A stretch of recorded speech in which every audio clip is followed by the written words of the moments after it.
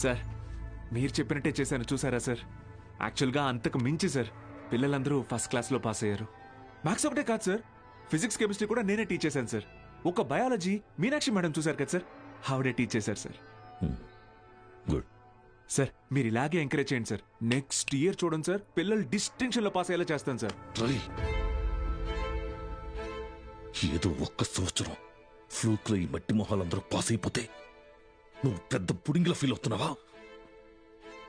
Distinction అట distinction.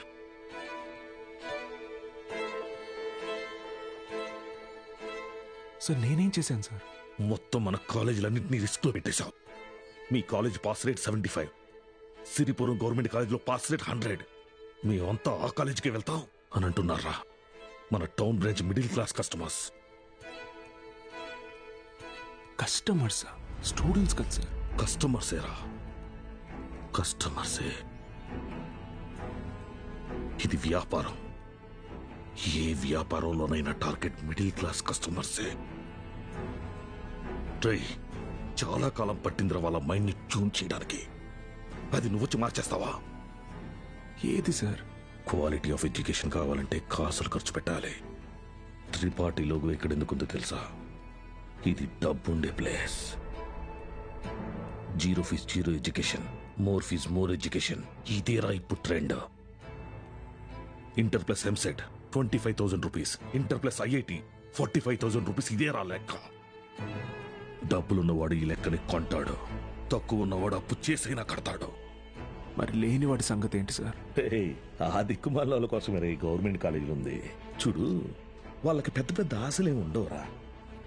Inter exam రాస్తే ఏదో గొప్పగా ఫీల్ అవుతారు, పాస్ అయితే ఇదిగో ఇలా పండగ చేసుకుంటారు. ఫైనల్ గా పల్లెటూరులో అయితే ఏ పాలేదు గాను పని మనిషిగానో మారుతారు. సిటీలో అయితే డ్రైవర్ గాను వంట మనిషిగాను సెటిల్ అవుతారు. Lower middle class. మా నాన్న కూడా ఓ డ్రైవరే సార్. మా ఫ్యామిలీ కూడా lower middle class. Ray I mean అది నిన్నలేదు. మీరు ఈ కాలేజీలన్నిటినీ టేక్ ఓవర్ చేసింది వీళ్ళ బాగు కోసం కాదా సార్? ఈ వ్యాపారం కోసమా? అరే నువ్వు తప్పుగా అర్థం చేసుకున్నావురా. నేను అలా అనలేదు. నన్ను ఇక్కడికి పంపింది నేనేదో సాధిస్తానన్న నమ్మకంతో కాదా, నేనేం పీకలేనన్న ధైర్యంతోనా? అరే బాలు, ఏదో కోపంలో టంగ్ స్లిప్ అయింది అంతే, వదిలే.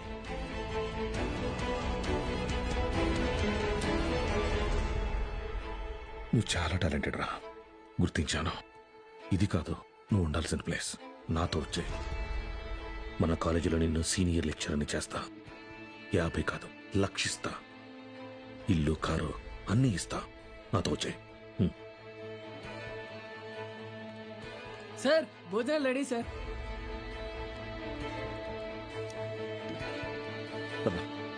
తినేసా?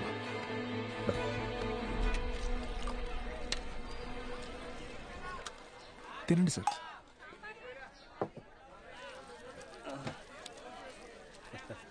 అన్న కొద్దిగా అక్కడ కూర్చొని తింటారా? తప్పుగా అనుకోకండి. అలాగే sir. Lower middle class sir, వీళ్ళు అలాగే ఉంటారు. మీరు తినండి సార్, తినండి. జనరల్గా లోవర్ మిడిల్ క్లాస్ తల్లిదండ్రులు పిల్లల కోరికలు తీర్చడానికి వాళ్ళ కోరికలు చంపుకుంటారు సార్. పిల్లల కడుపు నింపడం కోసం వాళ్ళు పస్తులుంటారు.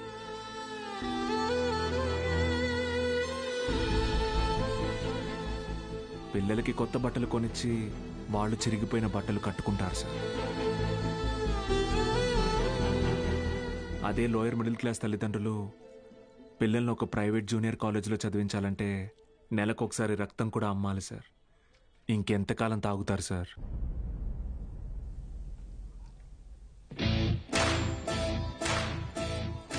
నేను బాగా ఆలోచించుకున్నాను సార్.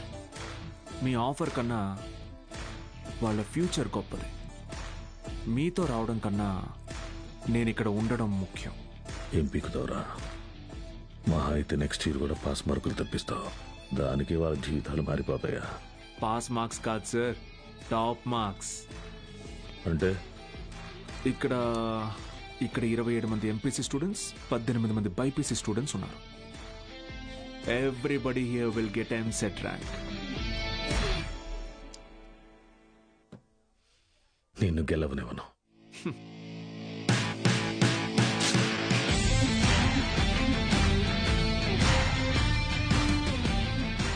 విద్య అనేది గుడిలో దేవుడికి పెట్టే నైవేద్యంతో సమానం సార్. పంచండి, 5 స్టార్ హోటల్లో డిష్ లాగా అమ్మకండి.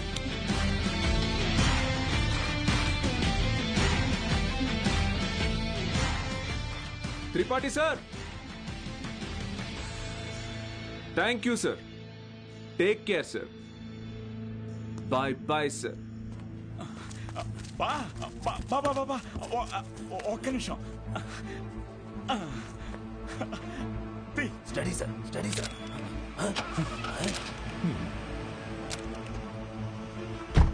బా బా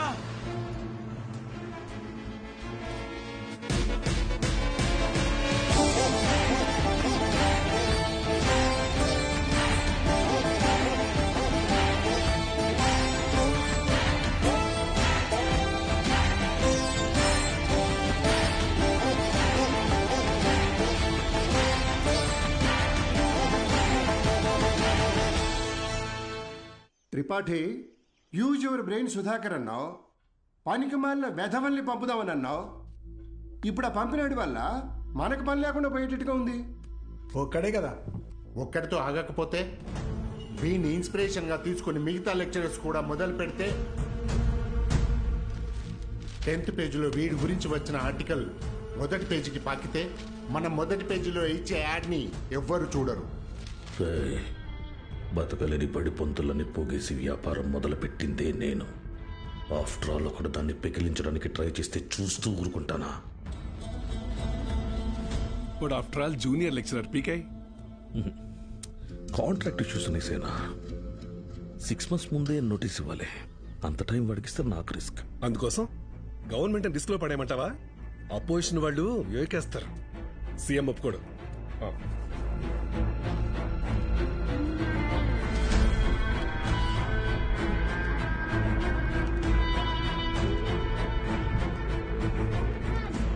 ఏంటి త్రిపాఠి, ఇంకో బెంచ్ కారు కొన్నావా?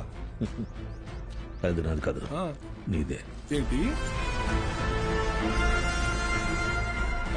నా సంగతి సరేనయ్యా, కానీ సీఎం ఒప్పుకోడు.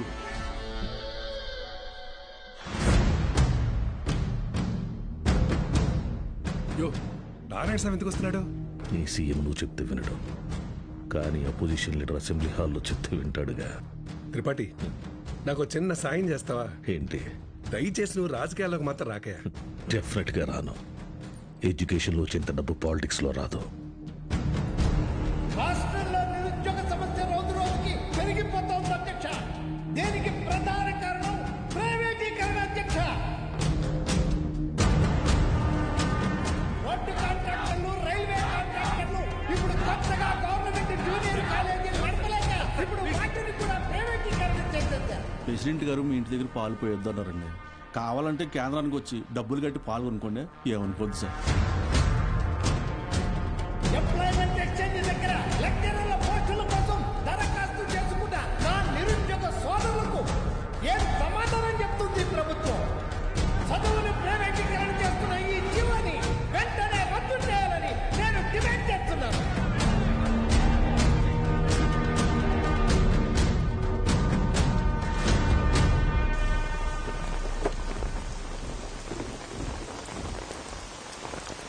లోపలికెళ్ళి కీ ఇచ్చేసి రేపటి నుంచి నువ్వు పనిలోకి రా. ఏమైంది సార్? వెళ్ళి నీ కొడుకుని అడుగు. సార్,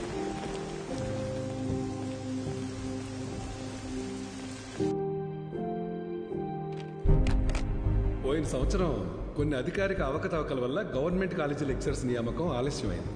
ఆ లెక్చరర్స్ కొరతని ప్రైవేట్ కాలేజీలు భర్తీ చేసి ఒక కొత్త వారధికి నాంది పలికాయి. కానీ ఇప్పుడు పరిస్థితి మారింది. ఇటీవల జరిగిన ఇంటర్వ్యూస్లో 500 మంది లెక్చరర్స్ సెలెక్ట్ అయ్యారు. కానీ పోస్టింగ్స్లో ఇంకా అస్పష్టత నెలకొంది. దీనికి కారణం గవర్నమెంట్ కాలేజీలు మొత్తం ప్రైవేట్ కాలేజీల ఆధీనంలో ఉండటమే. ఒక సదుద్దేశంతో తలపెట్టిన కార్యం నిరుద్యోగానికి కారణమవుతుంది. అందుకే ప్రైవేట్ కాలేజీలతో ఆనాడు ఏర్పాటు చేసిన ఎంఓయు రద్దు చేస్తూ జీవోని ఇమ్మీడియట్ గా రివోక్ చేస్తున్నారు. సో గవర్నమెంట్ కాలేజెస్ లో ఉన్న ప్రైవేట్ కాలేజ్ లెక్చరర్స్ తిరిగి వాళ్ళ కాలేజీలకు వెళ్లిపోవాలని ఆదేశాలు జారీ చేస్తున్నాం. ఏం దిగులు పడకు బాబు, అన్నీ సర్దుకుంటాయి. మీనాక్షి వాళ్ళ నాన్నగారి ఆప్తికానికి కాశీకి వస్తానని మొక్కున్నాను బాబు, అందుకే ఈ హడావుడి ప్రయాణం.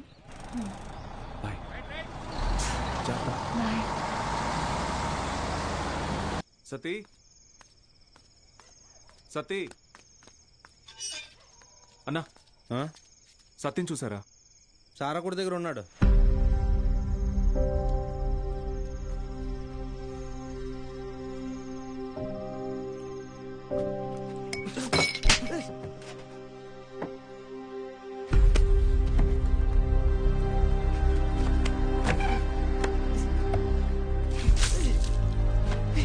తుడుచుకో.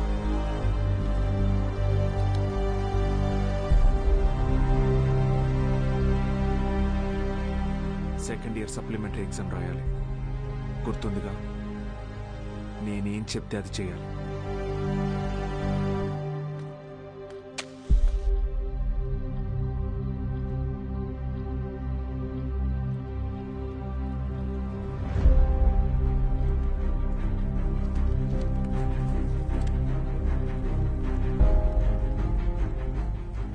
అమ్మ నాన్న పోయారు, ఇప్పుడు నువ్వు వెళ్ళిపోతున్నావు. ఇంకెవరికోసం రాయాలి?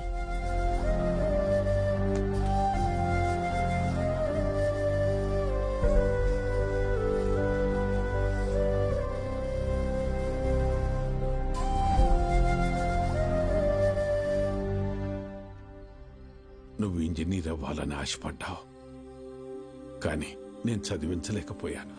నన్ను క్షమించరా. ఎందుకు ఇప్పుడు ఓడిపోయాను? నీ వల్ల అక్కడ ఒక్క స్టూడెంట్ ప్రయోజకుడైనా నేను గెలిచినట్టు భావిస్తాను. వాళ్ళ అమ్మా నాన్న ఆనందం వెనక నా కొడుకున్నాడని గర్వపడతాను. ఇప్పుడు ఏమైందని, ఎందుకు జరిగిపోయింది దాని గురించి బాధపడుతున్నావు? రే, అడిగింది కొనివ్వకపోతే ఆ పిల్లలు ఒక్కరోజే ఏడుస్తారు.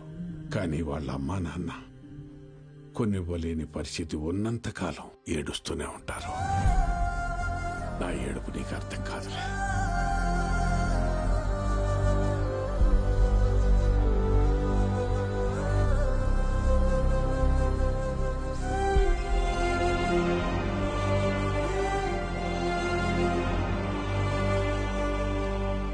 వాళ్ళు గెలిచామనుకున్నారు, కానీ అస్సలు యుద్ధం అప్పుడే మొదలైంది.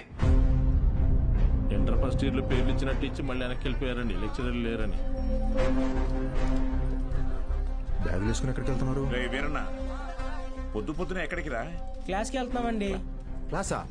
ఇంకా సెలవులు ఇవ్వలేదు, అప్పుడే క్లాస్ ఏంటండి? మరి ఎక్కడికి వెళ్తున్నారు? పదండి చూద్దాం.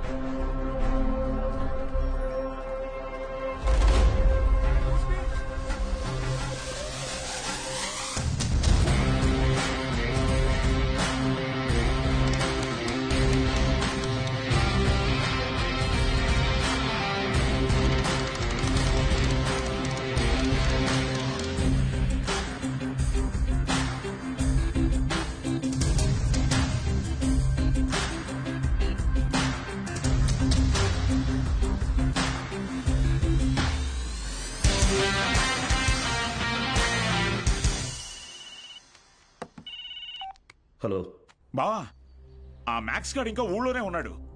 పొలంలో పాకేసి ప్రైవేట్ పెట్టేశాడు. ఏం చేయమంటావు బావా? హలో రే దత్తమ్మ, వాడు పాకేసింది నీ ఊర్లోనేగా. ఊరు ప్రెసిడెంట్ అయ్యింటే నన్ను అడుగుతున్నావా? రే, ఆ పొలం ఎవరిదో కనుక్కోండి.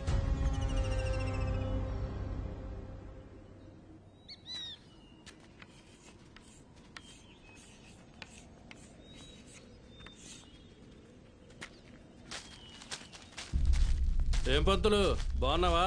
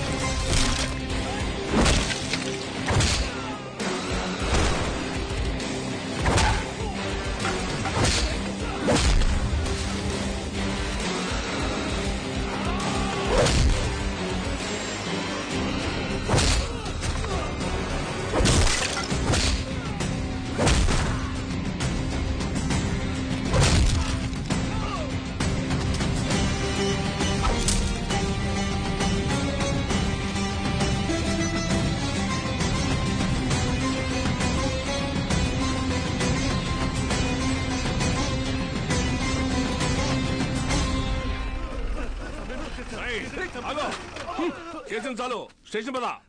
సార్ సార్ వాళ్ళే సార్ పిల్ల చదువుకునే పాకని పడగొట్టేసింది. ఏం జరిగిందో నాకు తెలుసు. పద స్టేషన్కి. సార్ అర్థమైంది, అంతా అర్థమైంది. మీరంతా ఒకటే. ఇంట్లో వాగుతున్నావు? ఎంత కమ్ముడిపోయావు? ఏంట్రా ఎంత కమ్ముడిపోయావు? ఏంట్రా వాగుతున్నావు? రేయ్ లాంటివరా. ఎంత తీసుకుని నీ యూనిఫామ్ వాడి పక్కలో పడుకోబెట్టావు?